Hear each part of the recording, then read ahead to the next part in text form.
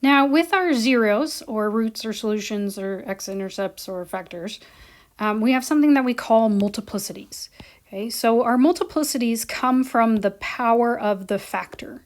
Okay, so if I have x plus 2 to the third, this 3 is the multiplicity. So this would have a multiplicity of 3. So if that multiplicity is odd, then what happens at the graph is that it crosses through that x-intercept. If the power of the factor is even, so if I had something like x minus 6 to the fourth, okay, so this multiplicity is 4, that would be even, and if it's even, what happens is that it bounces, or we can say it touches and turns back around on the x-axis. So this right here has an even multiplicity. This one here goes through, so this one has an odd multiplicity. Okay? So it comes from our powers that we have with it. Now, when we're trying to find the leading coefficient, when it's in factored form, remember that your factored form looks something like these ones down here. Okay? When you're finding that, what you're going to do is that you're going to add all the powers of each factor together. Okay? To find the leading coefficient, you raise the coefficients and the variables to the power, and then you multiply them together. Okay?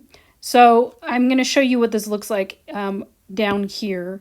So we'll just go over this, and then I'll show you an example, and it will become more clear. When you're finding the y-intercept is the same for all graphs. You're plugging in 0 for x, and then you're solving. Okay? In this case, we'd be multiplying them together. So what we're going to do is we're going to sketch graphs of each one of these using our x-intercepts.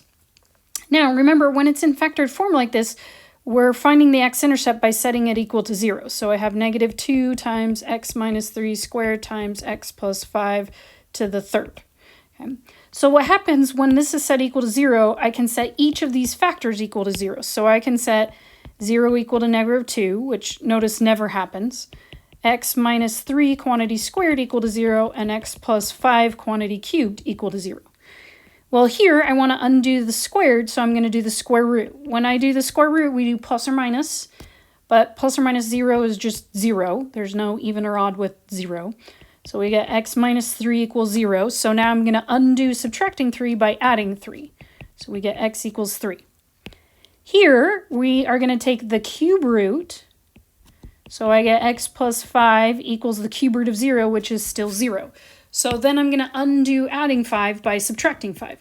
So remember that we had this rule that to go from the factor to the x-intercept, or root or solution or 0, that you change the sign. So from here to here, it went from negative 3 to positive 3, from positive 5 to negative 5.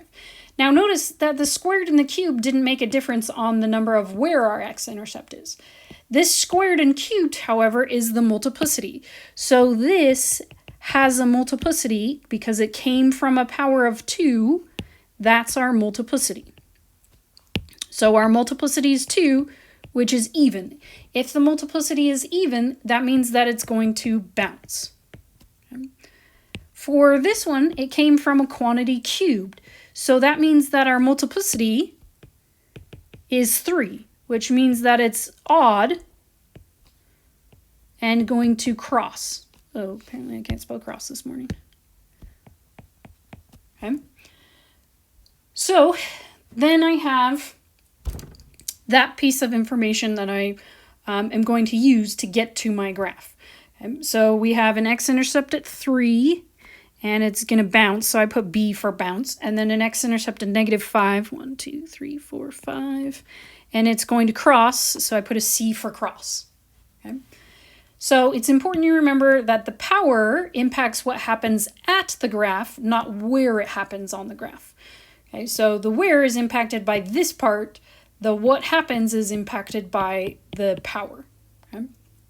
Now, to find the leading coefficient, now notice this is in factored form, which means I can't just say what the highest power is. So what I'm going to do is I'm going to take each power raised, or each factor raised to the highest power.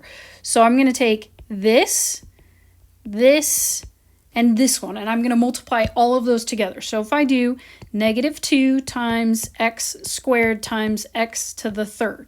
Now I only care about the highest power in each factor because remember, our leading coefficient is the highest degree. So here, if our highest power is an x cubed, I can do x cubed times by this x squared times by this number out in front. Okay? So our leading coefficient in this case will turn into -2x to the fifth.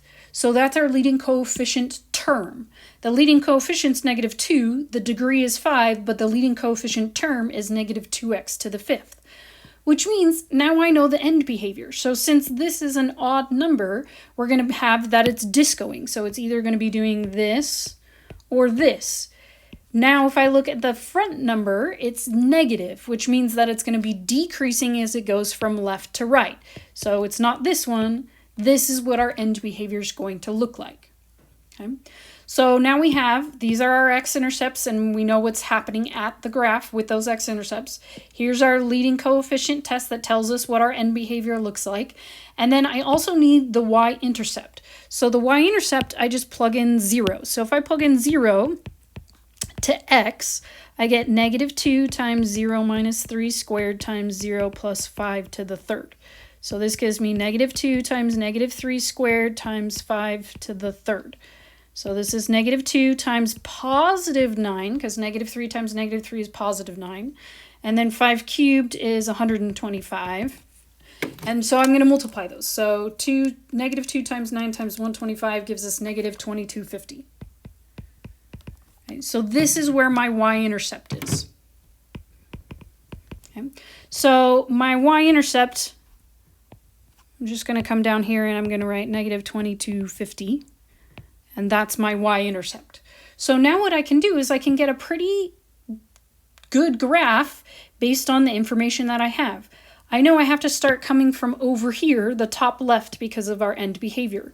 So I have to come from the top left, I have to get to this x-intercept, and at this x-intercept, it's going to cross.